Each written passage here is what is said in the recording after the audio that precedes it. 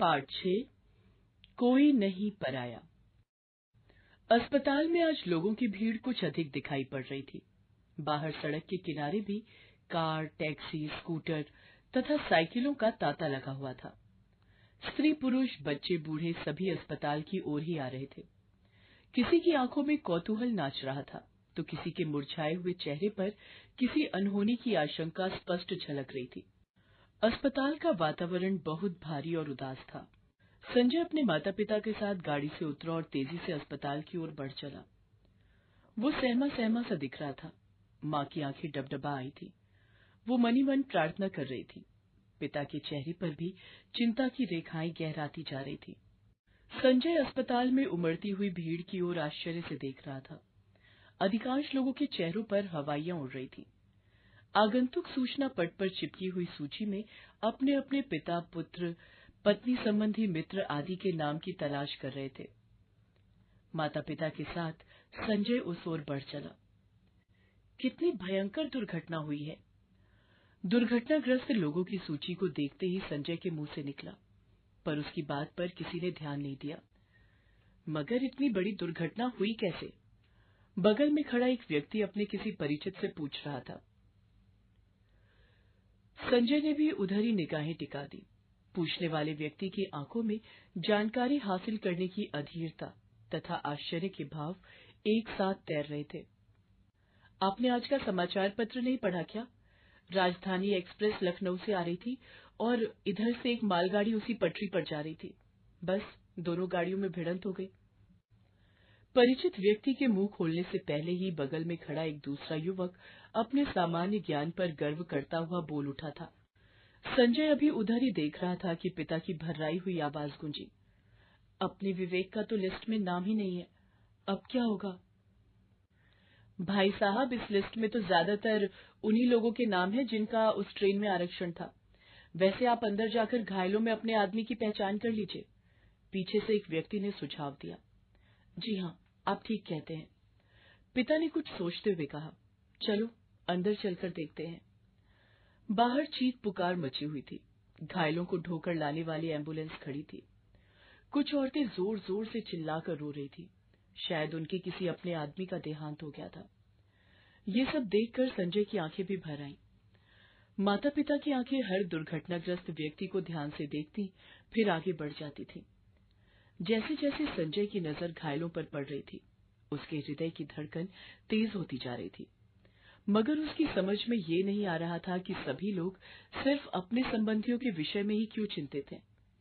माँ तो बार बार कह उठती थी, दुर्घटना होनी ही थी तो किसी दूसरे दिन हुई होती या किसी दूसरी गाड़ी से होती। हे प्रभु!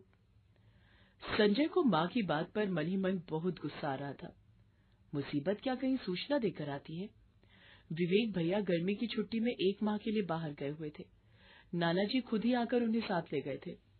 2 दिन पहले ही भैया का पत्र आया था कि वो आज के दिन राजधानी एक्सप्रेस से वापस लौट आएंगे, मगर आज ही दुर्घटना हो गई। पता नहीं भैया किस हाल में होंगे। अचानक संजय की दृष्टि एक घायल व्यक्ति पर पड़ी तो वह बुरी तरह चौंक गया। उसने माँ को झकझोरते हुए कहा, माँ, ये रघु भी उसी गाड़ी में था। वही रघु जो मोहल्ले में भीख मांगने आता था। देखिए ना, उसका बायां पैर घुटने के नीचे से बिल्कुल ही कटकर अलग हो गया है, बेचारा। संजय ने सहानुभूति जताते हुए कहा, क्या बकबक किए जा रहे हो? चुपचाप विवेक को देखते चलो। पापा ने संजय की बात को काटते हुए कहा। संजय रुआंसा होकर चुप हो गया। उसने मन ही मन अंदाजा लगाया कि अपने दुख के आगे शायद दूसरों का दर्द कोई खास अहमियत नहीं रखता हो। तभी एक बूढ़ा आदमी बदहवास सा हुआ आया और रो रो कर गुहार करने लगा। अरे कोई मेरे बेटे को बचा लो, उसे खून की सख्त जरूरत है, मगर ओ ग्रुप का खून यहाँ ब्लड बैंक में है ही नहीं। मुझ गरीब पर दया करो और अपना खून देकर मेरे इकलौते बेटे की जिंदगी बचा लो, वरना मैं कहीं का नहीं रहूंगा। मगर भीड़ ज्यों की त्यों अपनी धुन में खोई रही। उस बूढ़े की बात पर किसी ने भी ध्यान नहीं दिया। कुछ लोग उसे पागल कहकर उसका मजाक उड़ाने लगे। माँ, मेरा खून तो ओ ग्रुप का ही है ना? संजय ने माँ से प्रश्न किया। हाँ है तो, मगर बात क्या है? माँ ने चिढ़ते हुए उत्तर में एक और सवाल ठोक दिया। आपने सुना नहीं, उस बूढ़े के इकलौते बेटे को खून की जरूरत है। संजय ने कहा। मगर उसका बेटा क्या लगता है तुम्हारा? पिता ने डांटते हुए पूछा। इंसानियत के नाते किसी जरूरतमंद की मदद करना भी तो हमारा फर्ज है। आपने ही तो पढ़ाया था कि। संजय पिता को समझाने के लहजे में अभी बोल ही रहा था कि मां ने बात काटकर गुस्से में जवाब दिया।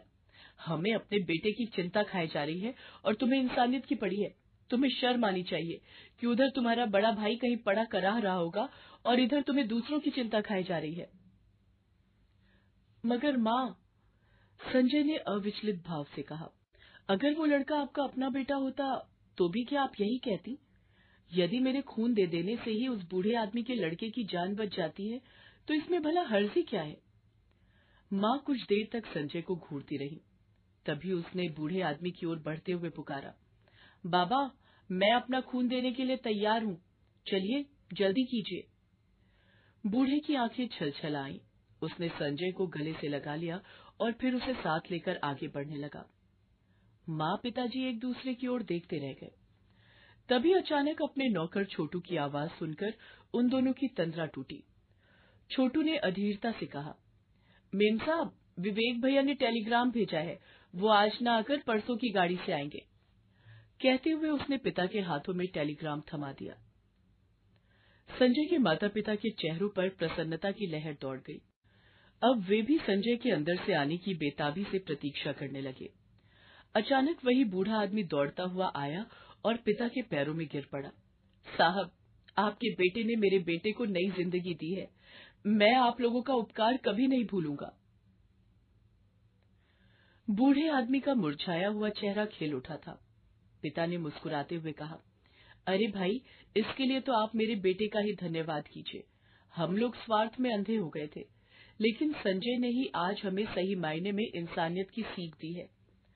तभी डॉक्टर शर्मा संजय को साथ लिए आ पहुंचे और बोले, आज आपके बेटे ने एक इंसान होने का फर्ज निभाया है।